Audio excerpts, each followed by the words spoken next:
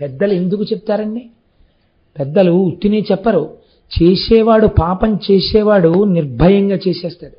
అప్పటికి వెళ్ళిపోయింది కదా రోజు అనుకుంటాడు, అప్పటికి సంతోషంగా గడిచిపోయింది కదా అనుకుంటాడు. కానీ చిత్రంగా గమనించేవాడు, గుప్తంగా రాసేవాడు ఉన్నాడు. చిన్న చితకా పాపం ఒకలా పోతుంది, మహాపాపములు విడిచిపెట్టవు, వంశం అంతటి మీద చూపిస్తాయి ప్రభావం. దేని కొరకు అంత వ్యగ్రత, దేని కొరకు అంత వెర్రి? ఎంత మనం విడిచిపెట్టుకోవలసిన అవసరం ఉంటుందో ఒక్కొక్క పాపం విరగడానికి ఎంత భక్తి కలిగిన వాడు మళ్ళీ ఆ కుటుంబంలో ఉంటే తప్ప ఒక మహాపురుషుడు రాడో. ఇదేనండి భాగవతంలో చెప్పిన రహస్యం. ఊరకరారు మహాత్ములు వా రథముల ఇండ్ల కడకు వచ్చుటలెల్లం కారణము మంగళములకు మీరుచ్చుట శుభము మాకు నిజము మహాత్మా అంటాడు. ఎప్పుడెప్పుడు వేదము చేత ప్రతిపాదింపబడినటువంటి బ్రహ్మమును గూర్చినటువంటి ఆలోచన యందు వైక్లభ్యము కలుగుతుందో, వేదము ప్రమాణము కాదనేటటువంటి ఆలోచనలు ప్రబలుతాయో, అప్పుడప్పుడు ముందు ఎవరు అవతరిస్తారంటే సుబ్రహ్మణ్యుడే అవతరిస్తూ ఉంటాడు.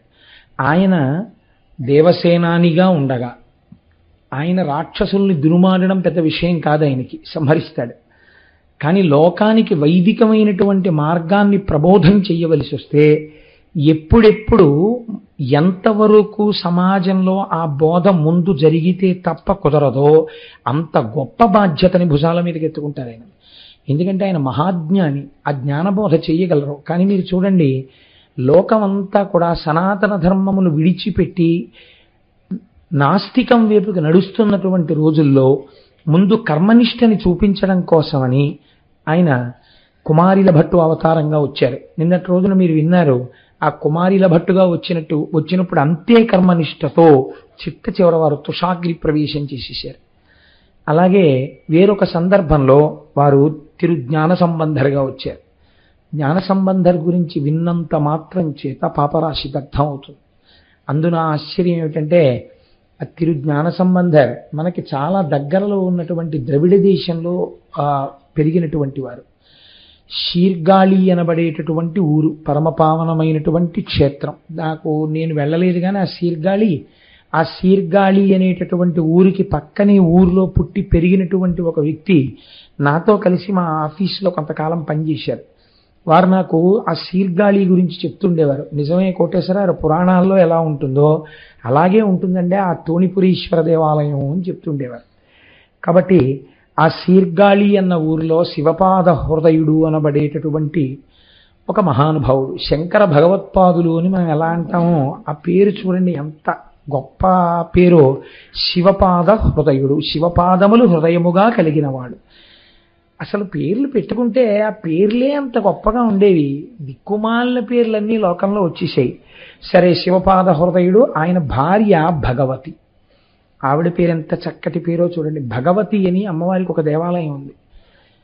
ఆశ్చర్యం ఏమిటంటే, నేను శబరిమలై క్షేత్ర దర్శనానికి వెళ్ళినప్పుడు సింహకుర్తి భాస్కరారు ప్రత్యేకం ఒక వ్యాన్ చేయించి, కోటేశ్వరారు మీరు ఆ క్షేత్రం చూడాలండి అని నన్ను తీసుకెళ్లారు. అక్కడ అమ్మవారు భగవతి దేవాలయము అని పిలుస్తారు. తల్లి ప్రతి నెలా కూడా రజోదర్శనం అవుతుంది. అక్కడ రజోదర్శనం అయినప్పుడు అర్చకులు బయటకు వచ్చేస్తారు. బయటకు వచ్చేస్తే అర్చకుల భార్యలే వెళ్ళి 3 రోజులు అమ్మవారికి తలస్నానం చేయించి అమ్మవారికి నివేదనలన్నీ అర్చకుల భార్యలు లోపల పెడతారు. దర్శనం ఉండదు, తలుపులేసి ఉంటుంది దేవాలయం. ఆ సమయంలో ఆ దేవాలయంలో కూర్చుని చాలా గొప్ప గొప్ప ఉపాసనలు చేస్తారు. మళ్ళీ అమ్మవారికి శుద్ధి స్నానం అయిపోయిన తర్వాత పట్టుబట్ట కట్టి అర్చకుల భార్యలు అలంకారం చేస్తారు. తర్వాత అర్చకులు వెళ్ళి దేవాలయంలో పూజ చేస్తారు. నిజంగానే మీరు ఆ ఆలయానికి వెడితే అమ్మవారి యొక్క వైభవము స్పష్టంగా కనపడుతుందండి. ఎంత ఆశ్చర్యం అంటే ప్రతి నెల రజోదర్శనం అవుతుంది అక్కడ. అంత గొప్ప దేవాలయం.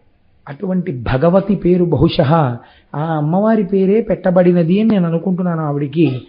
ఆ భగవతి శివపాద హృదయుని యొక్క భార్య. వీరిద్దరూ పరమ శివభక్తులై ఎంతో నిష్ఠతో జీవితాన్ని అందంగా వైదికంగా గడుపుతున్నారు.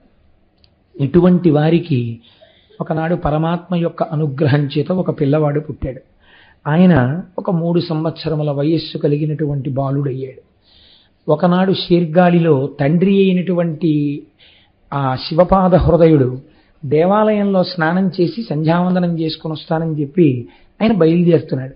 ఈ పిల్లవాడు చిన్నవాడు, కాళ్ళకి అమ్మ అందెలు పెట్టింది. అవి గల్లు గల్లుమని చప్పుడవుతూ ఉండగా వాడు ఎదురొచ్చి నాన్నగారి కాళ్ళు రెండు గట్టిగా పట్టేసుకున్నాడు. పట్టుకుని ఏడుపు మొదలెట్టాడు. నాన్నగారు నేను వస్తాను, నేను వస్తాను, నేను వస్తాను. ఒరే, నేను వెళ్ళేది దేవాలయం తటాకంలో స్నానం చేసి అక్కడి నుంచి నేనేదో చెయ్యవలసినటువంటి నిత్య విధులు పూర్తి చేసుకొస్తాను. నువ్వెందుకురా నాతోటి ఆ సరోవరం మెట్ల మీద కూర్చోపెడితే గబాలన నువ్వు కానీ జారి పడిపోతే లేనిపోని ఇబ్బంది, అందుకు నువ్వు వద్దన్నారు తండ్రి గారు. ఆ పిల్లవాడు వినలేదు. సరే, ఆ పిల్లవాడిని ఎత్తుకుని ఆయన ఆ దేవాలయానికి వెళ్ళారు. వెళ్ళి తోణిపురీశ్వరాలయము అని పిలుస్తారు దాన్ని. పెద్ద పెద్ద శిఖరములతో కూడుకున్నటువంటి దేవాలయం. ఆ ఆలయంలో పిల్లవాడిని కూర్చోపెట్టి తటాకంలో స్నానం చేయడానికి వెళ్ళాలి. ఈ పిల్లవాడిని ఆ తటాకం యొక్క మెట్ల మీద కూర్చోపెడితే తండ్రి గారు స్నానం చేస్తున్నప్పుడు నాన్నగారు అంటూ గబగబా మెట్లు దిగిపోతే దొల్లి పడిపోతే దెబ్బలు తగులుతాయని చెప్పకుండా ఆ పిల్లవాడిని తీసుకెళ్ళి ఒక మంటపంలో కూర్చోపెట్టి, నాన్న నీకు భయం వేస్తే ఒక్క మాట అండి జీవితాన్ని ఎలా మారుస్తుందో చూడండి. తల్లిదండ్రులు మాట్లాడవలసినటువంటి మాటలు ఎంత చిత్రంగా ఉంటాయో చూడండి. ఒకసారి ఆ ఎదురుగుండా ఉన్నటువంటి తోణిపురేశ్వరాలయ శిఖరాల మీద ఉన్న పార్వతీ పరమేశ్వరులను చూపించి, వీళ్ళిద్దరూ లోకానికంతటికి అమ్మ నాన్న, నీకేమైనా భయం వేస్తే దూకేకు కిందకి, అక్కడే కూర్చుని అమ్మా అని ఏడు అన్నారు అని చెప్పి ఆయన స్నానానికి వెళ్ళిపోయారు. వెళ్ళిపోయి ఆ స్నానం చేసేటప్పుడు అఘమర్షణ మంత్రాలు అని ఉంటాయి, అవి చదువుకుంటూ ఆయన మునిగిపోయారు. మునిగి మళ్ళీ లేస్తారు కదండి తలస్నానం చేసేటప్పుడు. మునిగితే తండ్రి కనపడలేదు. కనపడకపోతే ఆ పిల్లాడికి భయం వేసింది. ఇదేంటి నాన్నగారు నీళ్ళల్లో మునిగారు ఇంకా పైకి తేలలేదని వాడు హృదయంలో బాధ కలిగి ఏడుపుస్తాం. వాడికి గుర్తొచ్చింది నాన్నగారు చెప్పిన మాట. గుర్తొచ్చి శిఖరం వంక చూసి అమ్మా నాన్న అని వాళ్ళిద్దరినీ చూసి ఏడుస్తున్నాడు పార్వతీ పరమేశ్వరుడు. వెంటనే శంకరుడు కదిలిపోయాడు. కదిలిపోయి అన్నాడు, ఏం అలా చూస్తామే, పిల్లవాడు ఏడుస్తున్నాడు అమ్మా అని, పద అన్నాడు. అంటే ఇద్దరూ కలిసి గబగబా పిల్లాడి దగ్గరికి వచ్చారు. పార్వతీదేవి పిల్లాడిని ఎత్తుకుని లాలిస్తోంది. అదేంటి ఏడవకు ఏడవకు నాన్న, ఏడవకు, మీ నాన్నగారు వచ్చేస్తాను. వాడు ఏడు పాపలేదు. శంకరుడు అన్నాడు, ఇన్ని లోకములకు తల్లివి కదా, ఏడుస్తున్న పిల్లవాడు ఏడు పాపడానికి తల్లి ఏం చేయాలో తెలియదా?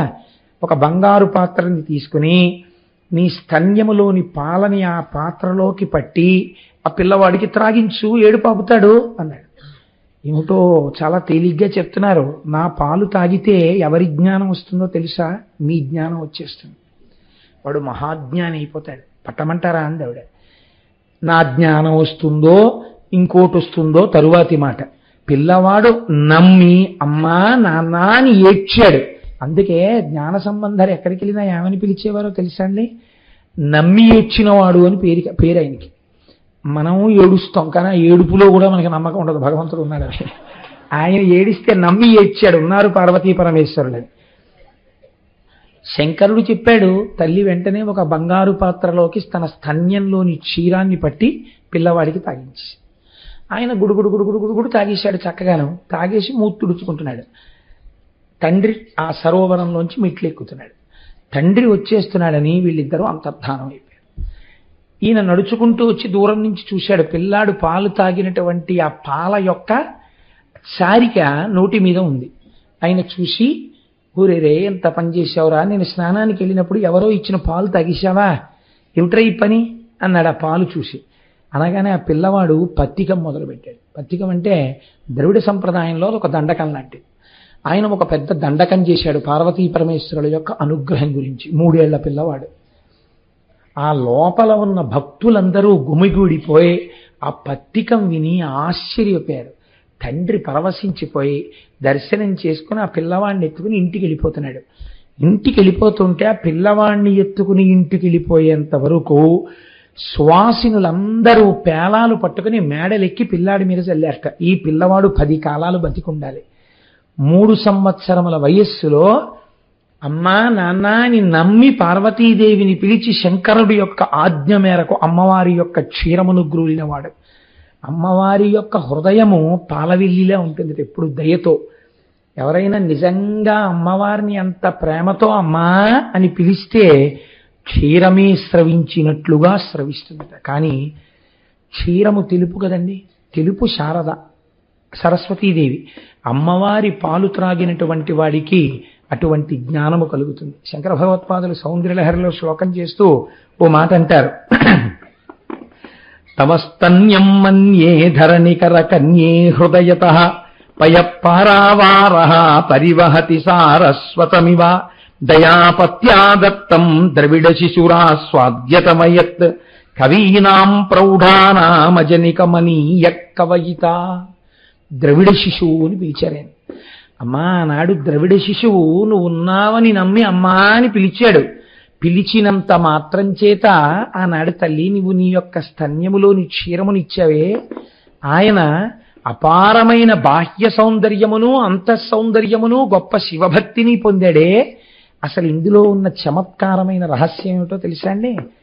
ఆ అంశలో పుట్టినటువంటి పిల్లవాడు లోకంలో శివుడి యొక్క భక్తిని ప్రచారం చెయ్యడానికి వైదికమైన మార్గాన్ని ఆ రోజుల్లో నలిపివేస్తున్నటువంటి వాళ్ళ యొక్క దురాచారములను ఖండించడానికి పుట్టినటువంటి సుబ్రహ్మణ్యుడు.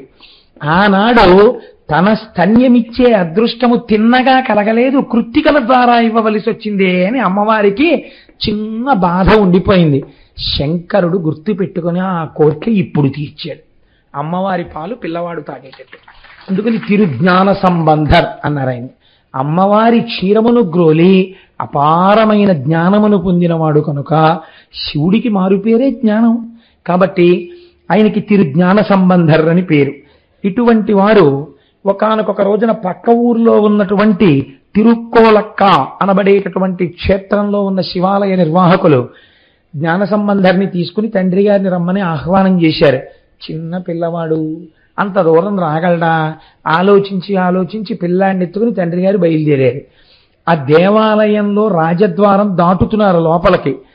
ఆలయం లోపలికి దాటుతూనే శివాలయానికి చాలా నియమం ఉంటుందండి. ఎందుచేతనంటే శివాలయం ఏమిటండి, శివాలయం కానివ్వండి విష్ణువాలయం కానివ్వండి, అది భగవానుడి ఆలయం. దాంట్లోకి వెళ్ళేటప్పుడు కొన్ని మర్యాదలు ఉంటాయి. ప్రత్యేకించి మీకు శివాగమంలో ఒక మాట చెప్తే ఆశ్చర్యపోతారు.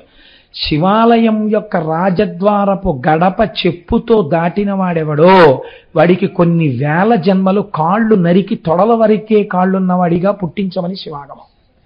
శివాలయ రాజద్వారాన్ని చెప్పుతో దాటకూడదు. ఆ మాటకొస్తే విష్ణువాలయం కానివ్వండి, ఇంకో ఆలయం కానివ్వండి, అమ్మవారి ఆలయం కండి, ఆలయంలోకి చెప్పులతో ప్రవేశించరాదు. కాబట్టి ఇప్పుడు ఆ పిల్లవాడిని తీసుకుని లోపలికి ఎడుతున్నారు ఆయన. రాజద్వారం దాటగానే ఆ పిల్లవాడు ఆ గోపురాల మీద ఉన్నటువంటి మూర్తులను చూస్తూ భగవంతుడి మీద స్తోత్రాలు చెప్తున్నాడు. ఆ స్తోత్రాలు చెప్తూ ఎంత పరవశించిపోయాడంటే చిన్ని చిన్ని చేతులు, ఇంకా 3 ఏళ్ళు, ఆ చేతులతో తాళం వేస్తూ పాట పాడుతున్నాడు. పాట పాడుతుంటే ఆ చిన్ని చిన్ని చేతులు ఎరుపెక్కిపోయి చూడలేకపోయారట పార్వతీ పరమేశ్వరులు. పైనుంచి ఆయనకి బంగారు చిడతలు, అంటే తాళం వేస్తారే అవి బంగారు తాళాలు ఆకాశంలోంచి పడ్డాయి. నాన్న నువ్వు చేతులు 2 ఇలా అనకు, ఎర్రబడిపోతున్నాయి, మేము చూడలేకపోతున్నాం, ఈ 2 తాళాలు వాయించు అని జ్ఞాన సంబంధరికి పైనుంచి పడ్డాయి తాళాలు. ఇవన్నీ మీరు కల్పితం అనుకుంటున్నారేమో, యథార్థం అండి ఇవన్నీ. ఆయన తాళం వేస్తూ ఆ పిల్లవాడు పాట పాడుతూ శివాలయ ప్రవేశం చేశాడు. ఆశ్చర్యం ఏమిటంటే ఒకానొక సమయంలో నిలుయిల్లనబడేటటువంటి క్షేత్రానికి మంచి ఎండాకాలంలో అప్పటికి నడకొచ్చింది జ్ఞాన సంబంధరికి. తండ్రి గారితో కలిసి నడిచి వెడుతున్నారు.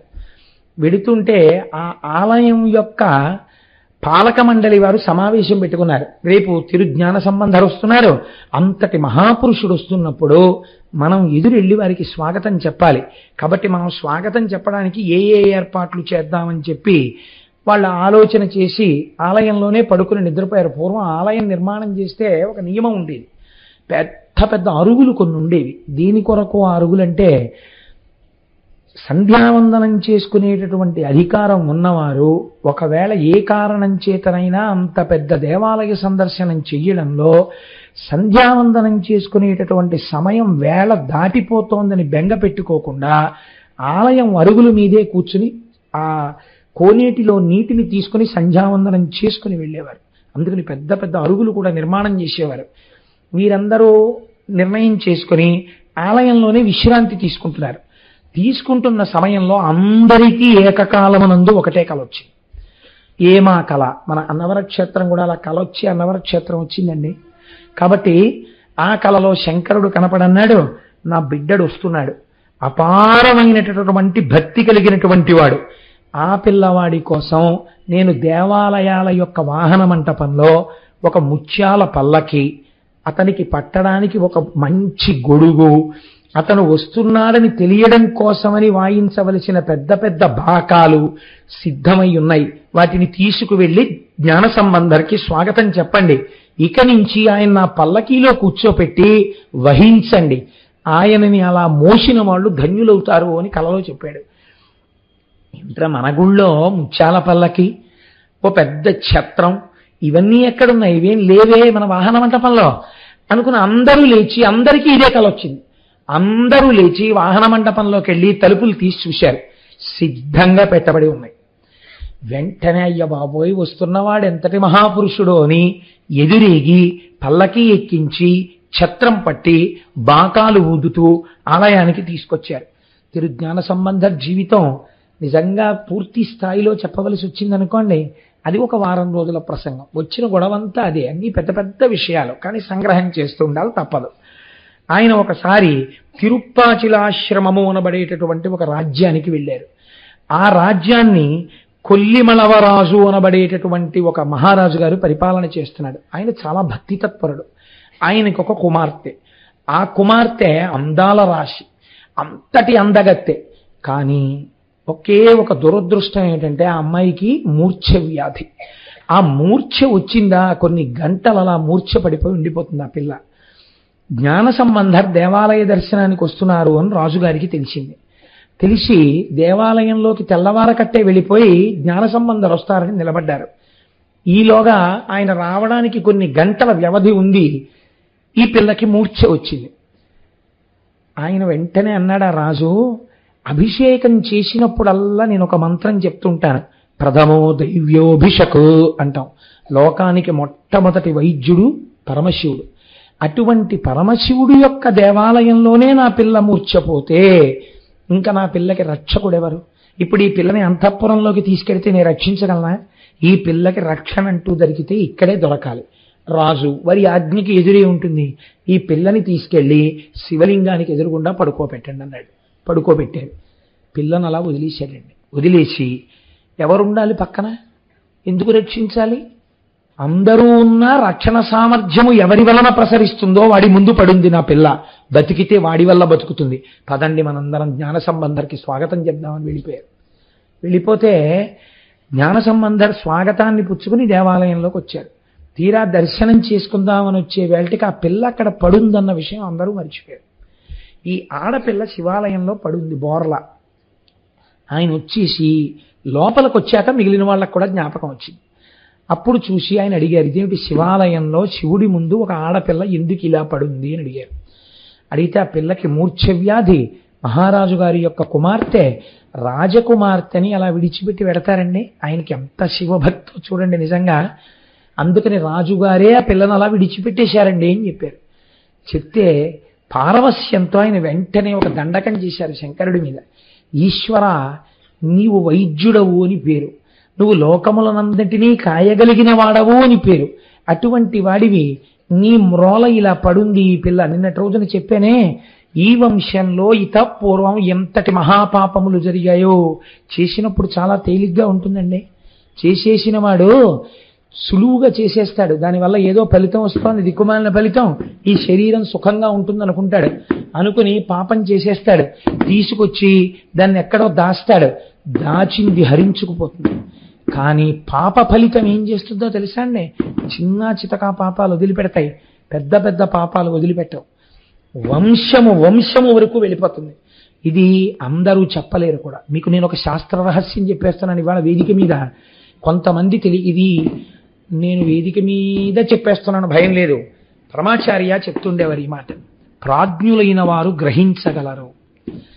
ఎక్కడొచ్చింది ఈ తేడా, వంశంలో ఎక్కడ జరిగింది ఈ పాపం కనిపెట్టగలరు. కానీ ఇప్పుడున్నవాడికి దాన్ని తీసుకోగలిగిన శక్తి ఉంటుంది, ఉండకపోతుంది. కాబట్టి ఏమవుతుంది? అలా పడుంటారండి. నేను కొన్ని ఇళ్ళు చూశాను మహాప్రభో. ఆ ఇళ్ళు పెద్ద పెద్ద ఇళ్ళు, గుండె బావురు మంది వెళితే. నేను ఒకసారి ఒక ఇంటికి వెళ్ళాను. 3 ఆడపిల్లలు, పెళ్ళవలేదు. 3 బహుశీలవంతులు, ఎన్నడూ వీధిలోకి వెళ్ళిన వాళ్ళు కారు. 3 పోస్ట్ గ్రాడ్యుయేట్లు, 3 స్ఫురద్రూపులు. 3 మీద ఉన్నటువంటి ఒకే ఒక అక్కగారికి పెళ్ళయింది. పెళ్ళైనటువంటి 3 నెలల్లో హార్ట్ అటాక్ వచ్చి భర్త గారు వెళ్ళిపోయారు. ఆవిడ విధవ అయి ఇంట్లో ఉంది. ఇది చాలదన్నట్టు అన్నగారు వీళ్ళ కోసమని వివాహం చేసుకోలేదు.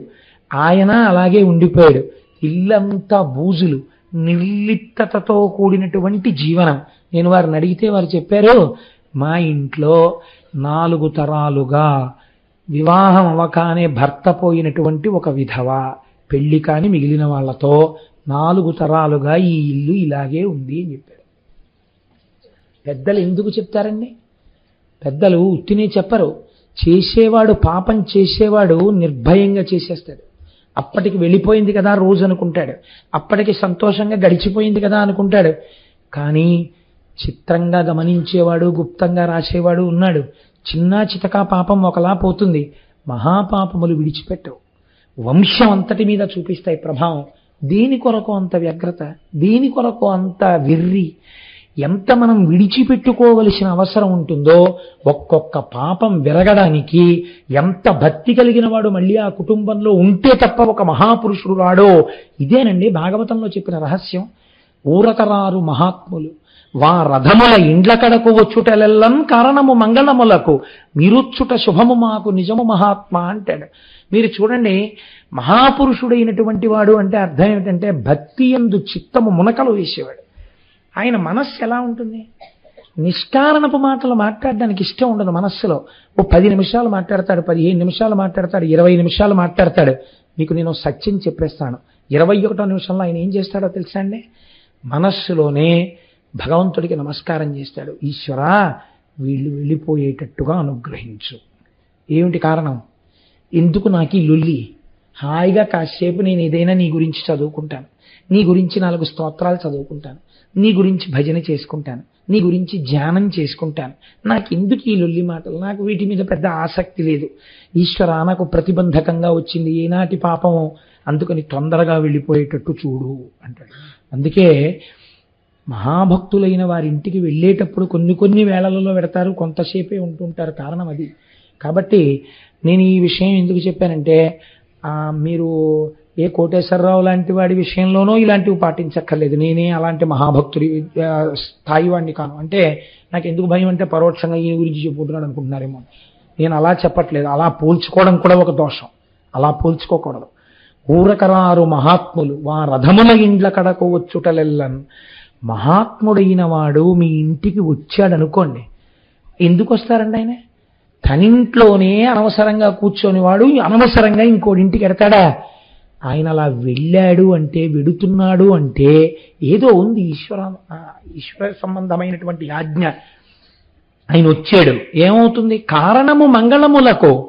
ఎప్పటి నుంచో ఉన్నటువంటి ఏదో ఉపద్రవాన్ని తీసేయడమో, ఏదో శుభకార్యం ఇంట్లో జరపడానికి ఆయన ఇంటికి వచ్చో గ్లాసుడు మంచినీళ్లు తాగడమో హేతు అవుతుంది. అందుకే పూర్వం ఏం చేసేవారో తెలుసా అండి? ఇంటి బయట అరుగులు కట్టేవారు.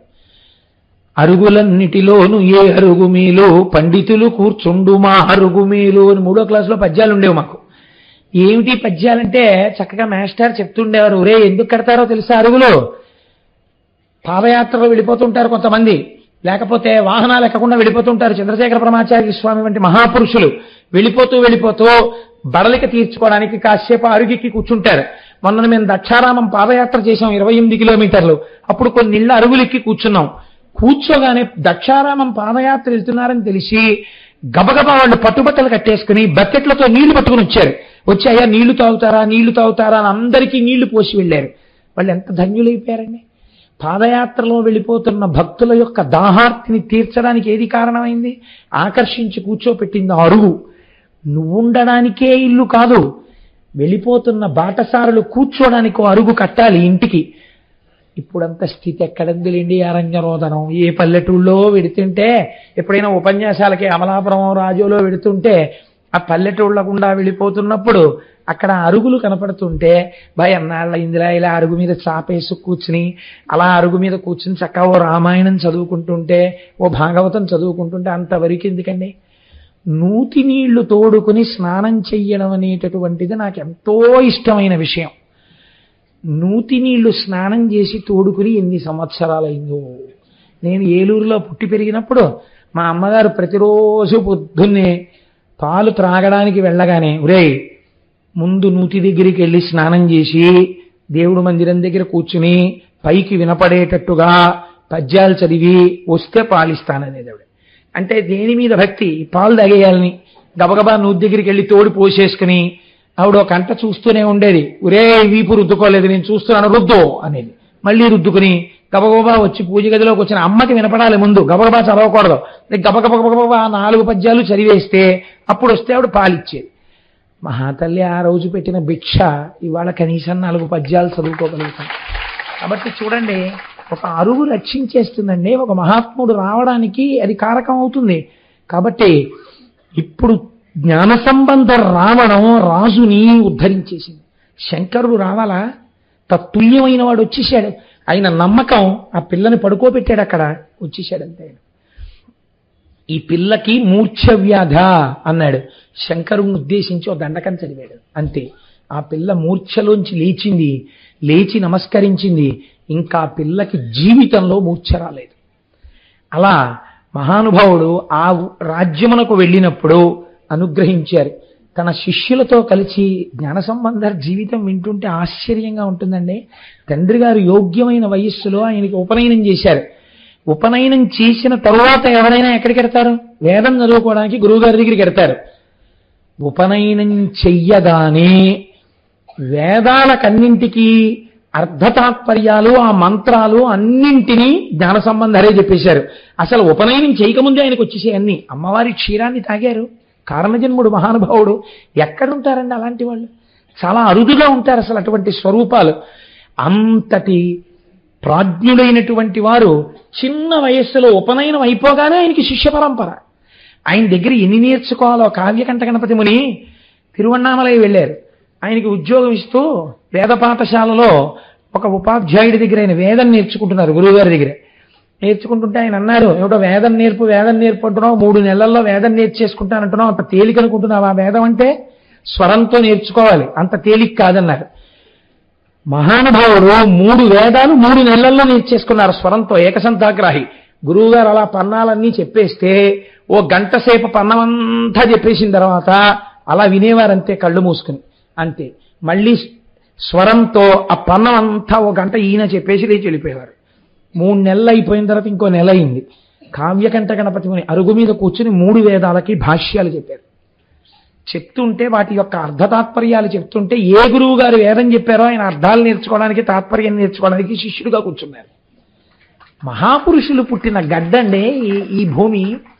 కనుక ఆయన శిష్యులతో కలిసి వెళ్ళిపోతున్నారు. వెళుతుంటే కురుంజి, ములై అన్న ప్రాంతాలు దాటుతున్నారు. విశేషమైనటువంటి చలిజ్వరాలు. ఎన్ని దోమకాట్లో మహాపురుషులకి దేని గురించి లెక్క ఉంటుందండి. విశాఖపట్నంలో ఎక్కిరాల కృష్ణమాచార్యులు గారిని, వారి శిష్యుడు రామాచార్య గారు ఇక్కడే ఉన్నారు సభలో. ఆ కృష్ణమాచార్యులు గారు దోమలు కరుస్తాయి, మలేరియా వ్యాధులు వస్తాయని తెలిసి కూడా రోగులకు వైద్యం చేయడానికి అక్కడికి వెళ్ళి అదే అనారోగ్యంతో కారణజన్ములు కనుక వారి శరీరం గురించి పట్టించుకోకుండా శరీరం వదిలిపెట్టారు. అలా ఈయన వెడుతున్నప్పుడు ఇంతంత దోమలు కరిచేస్తుంటే శిష్యులందరూ బాధపడ్డారు. అయ్యయ్యో ఇక్కడ చలి జ్వరాలు ఉండలేకపోతున్నామని. అప్పుడైనా శంకరుడి మీద నీలకంఠతత్వంతో దండకాలు చేశారు. మహానుభావా, నీవు ఒకనాడు లోకము కోసమని హాలాహలాన్ని భక్షించావు. ఇవాళ ఈ చలి లేకుండా, ఈ దోమలు లేకుండా, ఈ శీతల జ్వరాలు రాకుండా మమ్మల్ని కాపాడలేవా అని దండకం చేస్తే వారు ఆ ప్రాంతాలు విడిచిపెట్టి వెళ్ళిపోయేంత వరకు దోమ కాని, అంటురోగాలు కాని, మలేరియా కాని ఆగిపోయి చలి తగ్గిపోయింది. వారు ఆ ప్రాంతం దాటిపోయారు. మళ్ళీ చలి ప్రారంభమైంది. ఒక్కొక్క మహానుభావుడు అడుగు వేస్తే ప్రకృతి కూడా అలా మారిపోతుంది. అటువంటి వారు అన్నిటికన్నా ఆశ్చర్యం ఏమిటో తెలుసా అండి? వేదారణ్యము అనబడేటటువంటి చోట వేదారణ్య స్వామి అని చెప్పి భగవానుడి యొక్క దేవాలయం. నేను దీనిని గురించి 2-3 గ్రంథాల్లో 2-3 రకాలుగా చదవడం జరిగింది.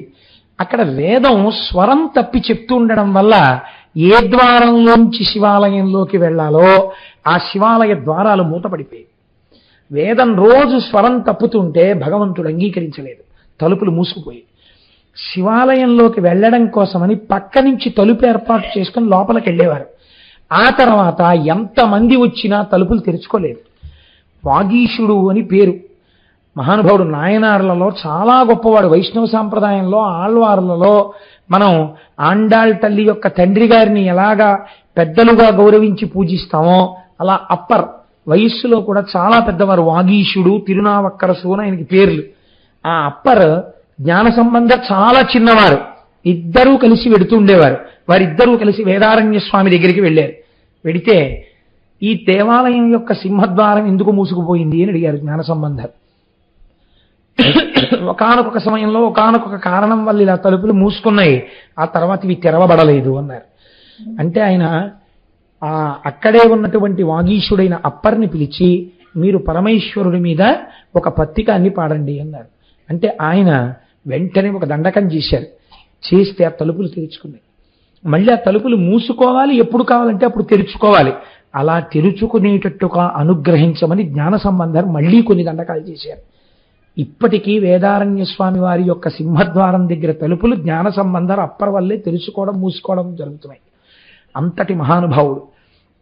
అయితే ఒక చిత్రం ఉందండోయ్.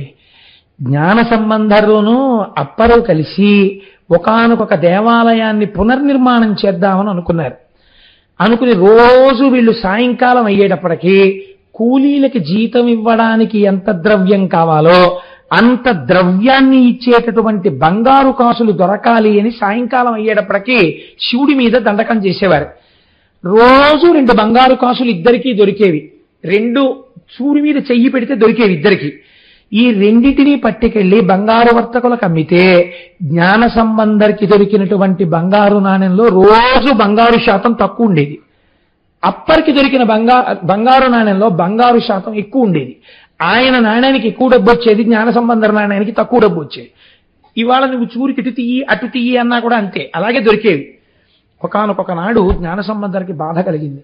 ఎందుకు ఇలా నాకు తక్కువ బంగారం ఉన్న నాణ్యాలు వస్తాయని శంకరుడిని అడిగారు. అడిగితే శంకరుడు చెప్పాడు ఆయనకి, నీవు కేవలముగా దండకం చేస్తావు, నువ్వు కేవలముగా భగవంతుని యొక్క ప్రార్థన చేస్తావు. అప్పర్ అలా కాదు.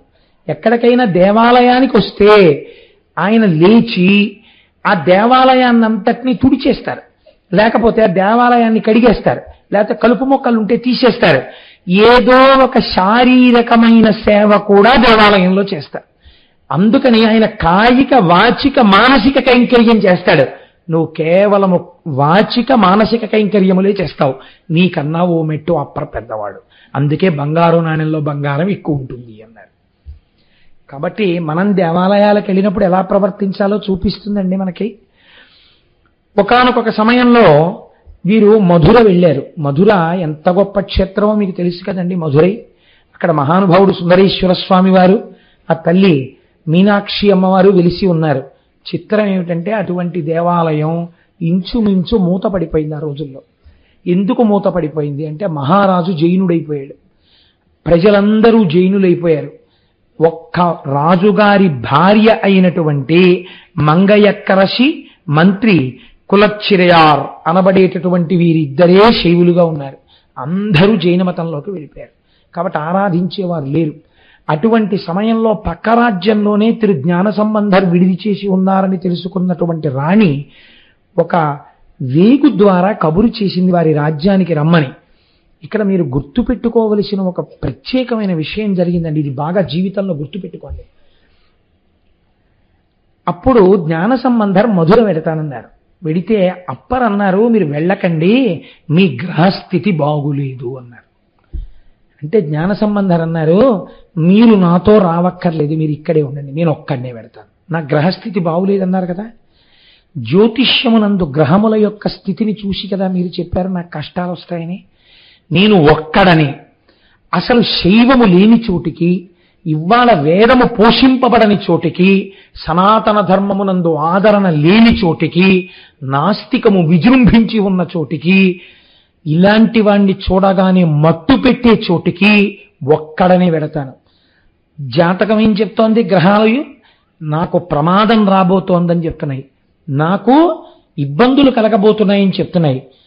జాతకంలో ఉన్న గ్రహాలు కూడా పరమశివ భక్తుడైన వాణ్ణి గ్రహములు ఏమీ చేయలేవో, ఆ గ్రహములు కవచముగా కాళహస్తీశ్వరుడుకున్నాయి. ఆయన మాట ఇవి వినాలి తప్ప ఇవి ఇచ్చేసే ఫలితాలను ఇవి ఇచ్చేస్తే శంకరుడు చూస్తూ ఊరుకోడు. లోకమునకు నేను నిరూపించాలనుకుంటున్నాను. కాబట్టి పరమశివ భక్తుడి యొక్క జీవితాన్ని జ్యోతిష్య శాస్త్రము ద్వారా కేవలము జాతకము చూసి చెప్పలేరు, కుదరదని. అక్కడ విఫలురైపోతారంటే జ్యోతిష్యము భగవత్తత్వమునందు నిలబడలేదు. ఎవరి యందో పరమభక్తులైన వారి జాతకం చెప్తానంటే ఎంత పాండిత్యం ఉన్నా చెప్పలేరు. ఎందుకంటే గ్రహస్థితులు మారిపోతాయి. వారు గ్రహాన్ని కవచంగా కట్టుకున్న వాడి కింకరుడై ఉన్నాడు. ఇదేం చేస్తా, ఈ జ్యోతిష్యం ఏం చేస్తుంది అంటే నేను జ్యోతిష్యాన్ని చిన్నబుచ్చట్లేదు. మహాభక్తుల విషయంలో జ్యోతిష్యం విఫలమైపోతుంది. నేను ఒక 5-6 సంవత్సరాల క్రితం ఒక కేసు చూశాను ఇలాంటిది, కానీ వేదిక మీద చెప్పకూడదు కనుక. ఈ స్థితిలో మహానుభావుడు బయలుదేరి ఒక్కడే వెళ్ళాడు మధుర. పెడితే రాణిగారు దేవాలయంలో ఎవ్వరికీ తెలియకుండా, రాజాజ్ఞని రాణియే అతిక్రమిస్తే ఎవ్వరికీ తెలియకుండా ముసుగు వేసుకుని వచ్చి నిలబడింది. మంత్రి గారు మాత్రం స్వాగతం చెప్పాడు. ఆయన శివార్చన చేసి వారు ఏర్పాటు చేసిన విడిదికి వెళ్ళి రాత్రి పడుకున్నారు శిష్యులతో. పడుకుంటే ఈయన రేపు లేచి ఏమైనా మాట్లాడతాడేమో, అసలు మాట్లాడకుండానే మట్టు పెట్టేద్దామని ఆయన విడిదిని కాల్చేశారు. అగ్నిహోత్రం అంటుకుపోయింది. శిష్యులందరూ హాహాకారాలు చేస్తున్నారు, బయటికి వెళ్ళే మార్గం లేదు. లేకపోతే చుట్టూ అగ్నిహోత్రం అంటుకుంటే అప్పర్ మాటలు జ్ఞాపకానికి వచ్చే జ్ఞాన సంబంధరికి. ఆయన లేచి పక్క మీద కూర్చుని శంకరుణ్ణి స్తోత్రం చేశారు. ఈశ్వర, నువ్వు నవగ్రహ కవచం కట్టుకున్నావని నేను నమ్మాను. ఒక మహాభక్తుడైన వాడు రాజ్యంలోకి వచ్చినప్పుడు గౌరవ మర్యాదలు చూడడం రాజు యొక్క విధి. తాను రాకపోగా తన అనుమాయులు ఇంతటి తప్పు పని చేస్తుంటే రాజు ఊరుకున్నాడు. రాజుకి తెలిసి జరిగింది అది. కనుక ఈ వేడి అంతా ఏది ఉన్నదో ఈ వేడి రాజు శరీరమునందు ప్రవేశించుగాక అని సంకల్పం చేశారు. అగ్నిహోత్రం చల్లబడిపోయింది. రాజుకి జ్వరం వచ్చింది. థర్మామీటర్లు పేలిపోయాయి. సావడు బతకడు. వెర్రివేడి పుట్టేసింది శరీరంలో. కళ్ళు అగ్నిహోత్రాన్ని కురిసేస్తున్నాయి. ఎంత చిత్రం జరిగిందో తెలుసా అండి? సృష్టిలోనే ఆశ్చర్యం. ఒక ఉపాధి అంత వేడితో నిలబడదు. రాజు పడుకుని ఉండగా వైద్యులు ఆ గదిలోకి వెళ్దామని ప్రయత్నిస్తే వాళ్ళ ఒళ్ళు బొబ్బలెత్తి. అంటే ఎంత వేడి రాజు శరీరంలో ఉందో చూడండి. కాలిపోయిందా శరీరం? కాలిపోలేదు, బూది కాలేదు. ఆయన నమ్మిన మతస్థులు నెమలీకలు విసినికర్రలు పట్టుకుని లోపలికెళ్ళి విసరబోయారు. దగ్ధమైపోయి విసినికర్రలు.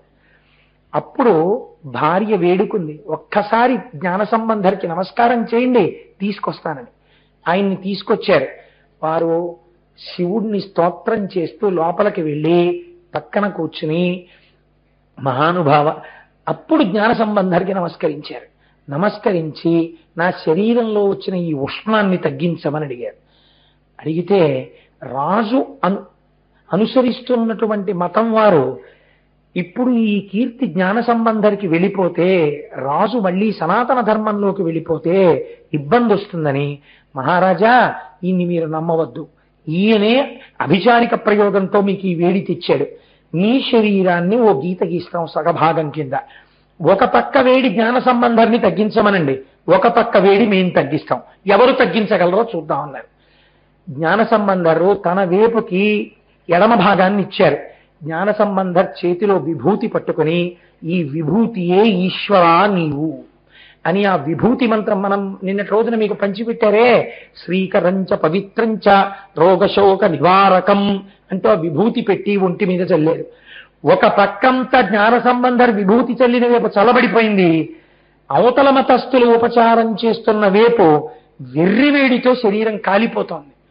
పూర్తి వేడి భరించచ్చు, ఒకవైపు చల్లన ఒకవైపు వేడి. అసలు తట్టుకోలేకపోయాడు రాజు. ఇప్పుడు జ్ఞాన సంబంధాన్ని వేడుకుంటే ఆయన రెండో వైపు కూడా విభూతి చల్లారు. రాజు శరీరం చల్లబడిపోయింది. అయినా వారు అంగీకరించలేదు. ఈయన చెప్పుతున్నటువంటి విషయాన్ని కాగితం మీద రాసి అగ్నిహోత్రంలో వెయ్యమనండి. మేము మా మత సిద్ధాంతాలను అగ్నిహోత్రంలో వేస్తాం. మా సిద్ధాంతములు కాలిపోతే మేము రాజ్యం వదిలేస్తాం, వాళ్ళ సిద్ధాంతం కాలిపోతే ఈయన వెళ్ళిపోవాలి వెనక్కి తిరిగి. అలాగే అని వచ్చి పరమశివుడే లోకమునకంతటికీ కూడా సృష్టికర్త, స్థితికర్త, ప్రళయకర్త, పరబ్రహ్మము అని రాసి విభూతితో ఓంకారం పెట్టి అగ్నిహోత్రంలో వేశారు జ్ఞాన సంబంధం. అన్యమతస్థులు కూడా వారి కాగితాన్ని వారి సిద్ధాంతాలతో వేశారు. ఉత్తరక్షణం అది బూడిదైపోయింది. ఈ కాగితం మాత్రం అగ్నిహోత్రం మీద పచ్చటి ఆకు కాలకుండా ఎలా ఉండిపోతుందో ఆకు అగ్ని మీద అలాగే ఉండిపోయింది. అప్పుడు రాజు పరవశించి జ్ఞాన సంబంధరి యొక్క పాదముల మీద పడ్డాడు. ఇది కూడా మేము అంగీకరించాం, జల పరీక్ష జరగాలన్నారు. వైఘై నదిలో మేము వేస్తాం, ఆయన్ని వేయమనండి అన్నారు. వైఘై నదిలో వేసినటువంటి వారి పత్రములు కొట్టుకుపోయాయి. ఒక్క జ్ఞాన సంబంధర్ వేసినటువంటి కాగితం మాత్రం తడి తగలకుండానే నిలబడి, ముట్టుకుంటే కాగితం పొడిగా ఉండి ప్రవాహ వేగానికి ఎదురు నిలబడి అలా ఉండిపోయి ఇది నిజము కనుక నువ్వు ఎవరి పాదములు చేరాలో అక్కడికి చేరు అన్నారు జ్ఞాన సంబంధర్. ఈ కాగితం వైఘై నదిలో కొట్టుకుంటూ వెళ్ళి సుందరేశ్వరుల వారి పాదముల దగ్గర నిలబడింది. అప్పుడు రాజు వారి పాదముల మీద పడి మళ్ళీ సనాతన ధర్మంలోకి వచ్చాడు. వచ్చిన తరువాత మళ్ళీ మధురలో పరమశివుడికి ఆ అర్చనలు, అమ్మవారికి కైంకర్యాలు ప్రారంభమయ్యాయి.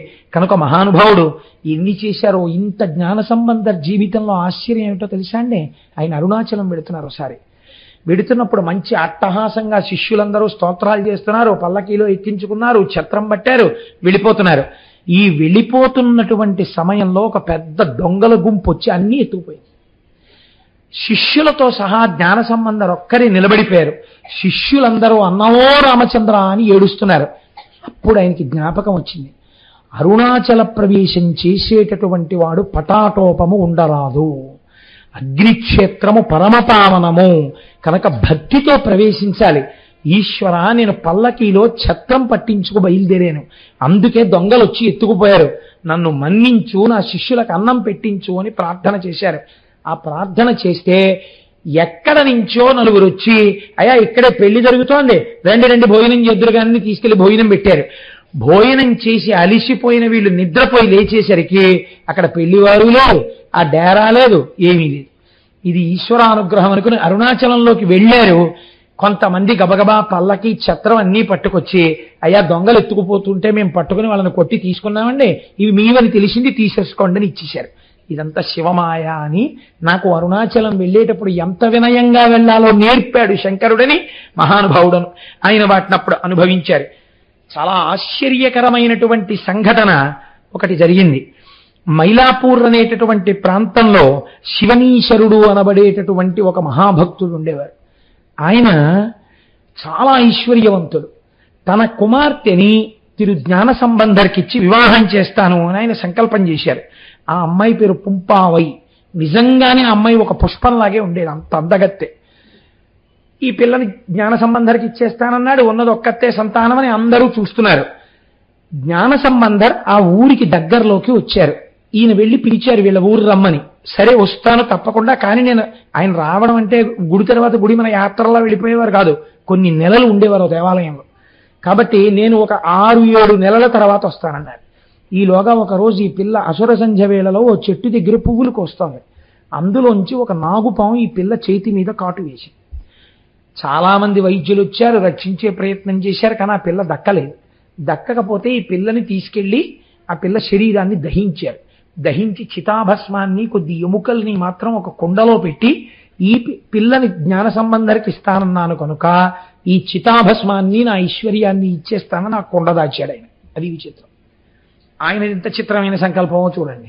జ్ఞాన సంబంధరు వచ్చారు, నీకు పిల్లనిద్దాం అనుకున్నాను, నా పిల్ల మరణించింది, దాని యొక్క కేవలము బూది మాత్రమే ఉంది, నీకు ఇద్దాం అనుకుంటున్నానని పట్టుకెళ్ళి ఆ కుండ బహూకరించారు. ఆయన అన్నారు, ఆ కుండ తీసుకొచ్చి శివాలయంలో పెట్టండి అన్నారు. ఆ ఊరి శివాలయంలో పెట్టారు. శివలింగం ముందు ఆ చితాభస్మపు కుండ పెట్టి, ఇది ఈ సంఘటననే కొన్ని వేల మంది చూస్తుండగా జరిగింది. ఆయన ఆ పిల్లని మళ్ళీ బ్రతికించమని మార్కండేయుడికి ఆయుర్దాయం ఇచ్చిన ఓ శంకరా, నీవు ఆ పిల్లకి ఆయుర్దాయం ఇయ్యగలవు అని దండకం చేశారు. చేస్తే చిత్రం ఏమిటో తెలుసా అండి? కాలిపోయిన శరీరపు యొక్క చితాభస్మములో కొంత భాగమే కుండలో ఉంటే రత్న కంకణమును దాల్చి ఇంకొక 6-7 నెలలు బ్రతికి ఉంటే ఆ పిల్ల ఎంత పెరిగి ఉండేదో అంత పెరిగిన పిల్ల చెయ్యి ముందు బయటికి వచ్చింది. వచ్చి కుండ పగిలి అందులోంచి పిల్ల పైకి లేచి వచ్చి తండ్రి గారికి జ్ఞాన సంబంధరికి నమస్కారం చేసింది. ఆయన అన్నారు, తండ్రి గారు, ఈ పుంపావైని నువ్వు బతికించావు, నువ్వే ఆ పిల్లది పాణిగ్రహణం చేయమన్నారు. అంటే జ్ఞాన సంబంధర్ అన్నారు, నేను అలా పాణిగ్రహణం చెయ్యకూడదు. ఎందుకు చెయ్యకూడదో తెలుసా? మరణించిన పిల్లకి మళ్ళీ పునః జీవితం ఇచ్చాను కనుక ఈ పిల్లకి నేను తండ్రిని అవుతాను, కాబట్టి నేను స్వీకరించకూడదు, ఆమె నా కుమార్తెతో సమానం అని విడిచిపెట్టి వెళ్ళిపోయారు. వెళ్ళిపోయిన తరువాత కొన్ని సంవత్సరములు అయిపోయిన తర్వాత ఆయన్ని వివాహం చేసుకోమని కోరారు తల్లిదండ్రులు. నాకెందుకు వివాహం, నాకు అక్కర్లేదన్నారు ఆయన. వీలు లేదు వివాహం చేసుకోవాలన్నారు. ఆఖరికి ఎవరో ఒక యోగ్యమైన కన్యని చూశారు, ఆడపెళ్లివారి ఇంటికి వెళ్ళారు. ఆ పేరు కూడా తిరుపెరుమాణమాలయం, ఆ ఊరు వెళ్ళి పెళ్ళి అవుతోంది.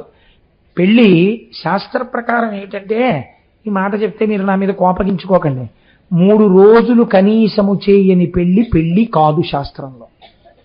కనీసంలో 3 రోజులు చేయాలంటే ఏమన్నా అంతమందికి భోజనాలు పెట్టాలా అనకండి, భోజనాలు పెట్టమని చెప్పలేదు. వైదిక ప్రక్రియ 3 రోజులు జరగాలి, 7 మంత్రాలతో పూర్తవ్వాలి. ఏమో ఈశ్వరుడు అనుగ్రహిస్తే నా కుమార్తె పెళ్లి అలా చేసేటట్లుగా నన్ను శంకరుడు అనుగ్రహించుగాక.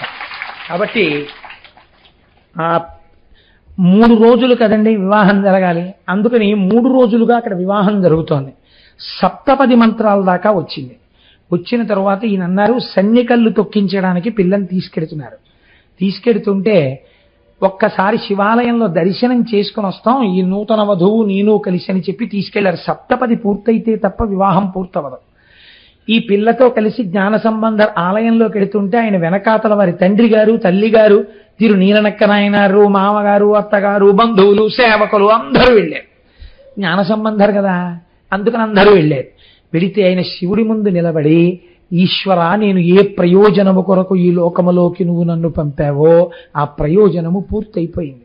నేను వేద విరుద్ధమైన వాదనలు ఖండించి మళ్ళీ సనాతన ధర్మమును ఆవిష్కరించాను. కాబట్టి నాకు ఈ సంసారము, స్త్రీ వ్యామోహము ఇవి నాకు లేవు. నువ్వు నన్ను అనుగ్రహించి నన్ను మళ్ళీ యథాస్వరూపముగా తీసుకో అని ప్రార్థన చేశారు. ప్రార్థన చేస్తూ చిత్రం ఏమిటో తెలుసా అండి? నీలోకి వచ్చేద్దామనుకున్న వాళ్ళు ఎంతమంది ఉంటే అంతమందిని కూడా తీసుకో అని అడిగారు. ఈయన ప్రార్థన చేసిన మరుక్షణం ఒక అగ్నిస్తంభం వచ్చింది ఆ మధ్యలోకి. ఎప్పుడు అగ్ని సంభవుడు కదండి సుబ్రహ్మణ్యుడు, మళ్ళీ అగ్నిహోత్రంలోకి పెడతాయి అవతారాలన్నీ. రమణ మహర్షి అంతే, జ్ఞాన సంబంధర్ అంతే, లేకపోతే కుమారిల భట్టు అంతే, సుబ్రహ్మణ్య ఆవిర్భావము అంతే, అన్ని అగ్ని సంబంధంగానే పెడతాయి అవతారాలు. కాబట్టి ఇప్పుడు మొట్టమొదట జ్ఞాన సంబంధర్ లోపలికి వెళ్ళిపోయారు, తర్వాత భార్య వెళ్ళిపోయింది, తండ్రి గారు వెళ్ళిపోయారు, తల్లి గారు వెళ్ళిపోయారు. మీకు ఆశ్చర్యం ఏమిటంటే ఆ రోజున గుళ్ళో ఉద్యోగం చేసే వాళ్ళ దగ్గర నుంచి సేవకుల వరకు అందరూ అగ్నిస్తంభంలోకి ప్రవేశించి మోక్షంలోకి వెళ్ళిపోయారు. అన్నాళ్ళు ఊళ్ళో ఉండి తప్పదు మా చాలా ఆప్యాయమైన బంధువుల యొక్క వివాహం ఉంది, అక్కడికి వెళ్ళాలని ఆ ఊరు విడిచిపెట్టి వెళ్ళిపోయారు కొంతమంది. ఎంత సన్నిహితంగా ఉండనివ్వండి, ఆ అదృష్టం ఈశ్వరుడు ఇవ్వకూడదనుకున్నప్పుడు ఏదో ప్రతిబంధకం కల్పించి దూరం చేస్తాడు. ఆ వెళ్ళిపోయిన వాళ్ళు మర్నాడు వచ్చి ఏడ్చారు, అయిపోయింది ఈ విషయం. కాబట్టి ఏమైంది అంటే వాళ్ళకి దక్కలేదా అదృష్టం. పెళ్లి కోసమని ఎక్కడెక్కడో ఉన్న వాళ్ళు ఇక్కడికి వచ్చిన వాళ్ళు ఎవరున్నారో వాళ్ళు మాత్రం మోక్షం వైపుకు వెళ్ళిపోయారు. ఈ విధంగా మహానుభావుడు అమ్మవారి పాలు త్రాగి జ్ఞానమును పొందినటువంటి తిరు జ్ఞాన సంబంధర్ సుబ్రహ్మణ్యేశ్వర స్వామి వారి యొక్క అవతారముగా మనకి చెప్పబడుతుంటారు. ఇప్పుడు నేను సాధ్యమైనంత సంక్షిప్తంగా ఇవాళ ప్రార్థనా శ్లోకాలని కూడా పక్కన పెట్టి మీకు తిరుజ్ఞాన సంబంధర్ గురించి ఆవిష్కరించాను. మనం రేపు సాయంకాలం పెళ్లివారం కదండి, మరి పెళ్లివారం అయిపోవాలంటే, ఇది పెళ్లి పందిరి అయిపోవాలంటే వల్లీ కళ్యాణంతో పూర్తి చేసేస్తాను. వల్లీ కళ్యాణం వింటే ఎటువంటి ఫలితాలు వస్తాయని ఫలశ్రుతి చెప్పారో మీరు విందురు కానీ వల్లీ కళ్యాణం చాలా తేలికైన కళ్యాణం, అదేం పెద్ద అట్టహాసంగా ఉండదు, చాలా తేలిగ్గా ఉంటుంది. కాబట్టి యథాసమయానికి మిమ్మల్ని నేను విడిచిపెట్టేసే ప్రయత్నమే చేస్తాను. ఒకానొక సమయంలో నారద మహర్షి కైలాస పర్వతం మీద స్నేహితులతో కలిసి ముచ్చటించుకుంటున్నటువంటి సుబ్రహ్మణ్యేశ్వరుడు యొక్క సన్నిధానమునకు వెళ్ళారు. లోక కళ్యాణకారకుడండి మహానుభావుడు నారదుడు.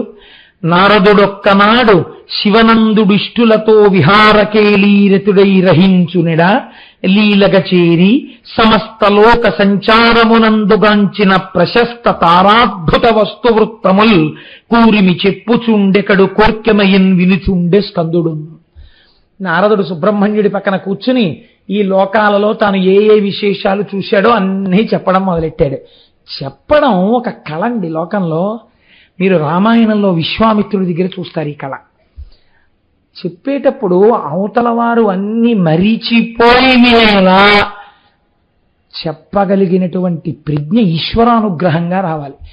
అయినా ప్రతిబంధకాన్ని ఈశ్వరుడు కల్పించకపోయినా తానే సెల్ ఫోన్ రూపంలో జేబులో పెట్టుకున్న పాపిని ఎవడు ఉద్ధరించగలడు? ఎవడు ఉద్ధరించలేడు. కనుక చాలాసేపు చెప్పి జటులుడు అంతట చెప్పి వినుము శంభుతనయ విన్నవింతు గంటినొక్క చోట కన్నుల పండువై మనము నలర చేయు మంచి తొడవు.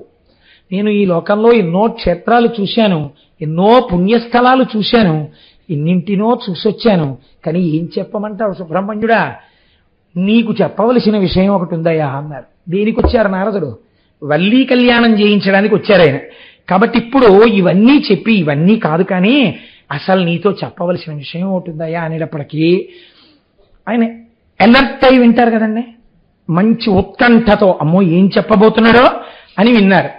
ఒకానొక మహర్షి యొక్క తేజస్సు వలన అయోనిజయై ఒక పిల్ల ఒకతే ఒక అరణ్యమునందు పుట్టి ఉండగా ఒక బిల్లనాయకునికి దొరికింది. బిల్లనాయకుడు అంటే గిరిజనుడు, అరణ్య ప్రాంతములందు వేటాడి జీవించేటటువంటి వారు. అటువంటి వారికి ఆ పిల్ల దొరికింది. ఆ పిల్లని తీసుకొచ్చి ఆయన పెంచుకుంటున్నాడు. ఆ పిల్ల 12 సంవత్సరముల వయస్సు దాటిపోయింది. దాటిపోతే ఇప్పుడు ఆ పిల్లని వాళ్ళ వంశాచారమును బట్టి కోరచేను యొక్క రక్షణకి పంపించాలి. అందుకని ఆయన చేనుని రక్షించడానికి పంపించాడు. ఆ పిల్ల అక్కడ ఒక మంచె కట్టుకుని ఆ మంచె మీద కూర్చుని పాటలు పాడుతూ ఉంటుంది. పిట్టలు ఎగిరిపోవడం కోసమని చేతిలో ఉన్నటువంటి కర్ర తిప్పుతూ పాట పాడుతుంది. ఆ పిల్ల పేరు వల్లి. ఎంత అందంగా ఉంటుందో తెలుసా పిల్ల? కలికి పరిజనముల పాలి కల్పవల్లి సకల జన మోహనాతను చాపవల్లి ఏ సుకృత శక్తి ధరునకో హృదయవల్లి తన్వి ఆహ్వాయమరయ సౌందర్యవల్లి. ఏం చెప్పమంటావు ఆ వల్లి గురించి? ఆమెని సేవించేటటువంటి వారందరికీ కల్పవల్లి, కల్పవృక్షం. ఆమె యొక్క అందం చేత సాక్షాత్తుగా ఎక్కుపెట్టబడినటువంటి ధనస్సు ఎదుటివారి మనస్సుని దోచుకుంటుంది. అటువంటి ఏ సుకృత శక్తి ధరునకో, ఎవడు మహానుభావుడు గొప్ప తపస్సు చేస్తున్నాడో అటువంటి భార్య రావాలని, అటువంటి వాడికి కాపోతున్నటువంటి హృదయవల్లి, అటువంటి అమ్మాయి సౌందర్యవల్లి. ఆ అమ్మాయే రాశీభూతమైనటువంటి సౌందర్యం. కమలము కమలము శిశిబింబము శిశిబింబమే అరయ సవతు వచ్చునకో కమనీయ కోమలంబగు రమణీమణి మోమతోన రాతి విఘాతి. చంద్రబింబాన్ని చూపించి వెండి కంచం ఇలా ఉంటుందని చెప్పాం అనుకోండి, అసహ్యంగా ఉంటుంది. ఎలా కుదురుతుంది? చంద్రబింబంతో పోలిక వేరొకటి ఉండదు. మీరు చూడండి, ఇది ఆ చంద్రబింబం ఇలా ఉంటుందండి అని మీరు ఎంత వర్ణించి చెప్తే చంద్రబింబం యొక్క శోభకు అర్థం అవుతుంది.